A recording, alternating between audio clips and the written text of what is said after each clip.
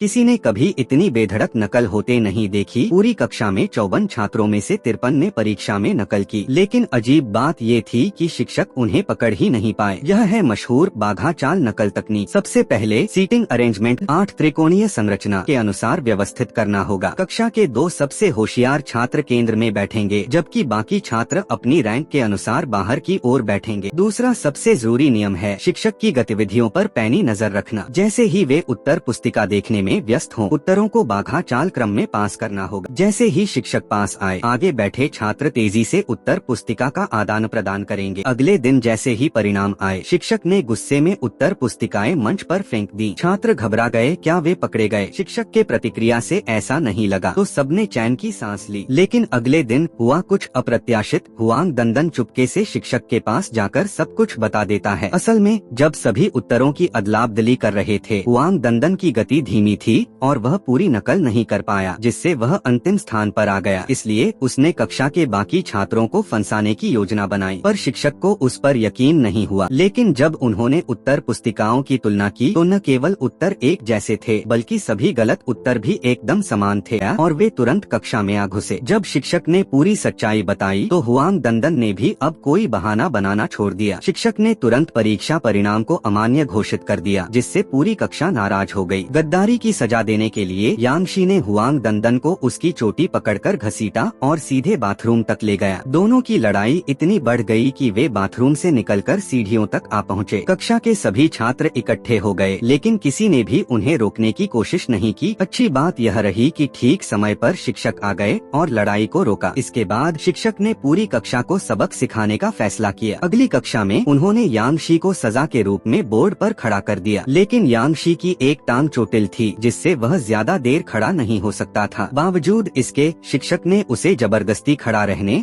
और सवाल हल करने के लिए मजबूर किया। यह देखकर हुआ बियाओ को सहन नहीं हुआ। उसने यांगशी को पीठ पर उठा लिया और मंच तक ले गया। उसने चोरी छिपे यांगशी को उत्तर भी बताने की कोशिश की ताकि वह जल्दी सवाल हल कर सके, लेकिन शिक्षक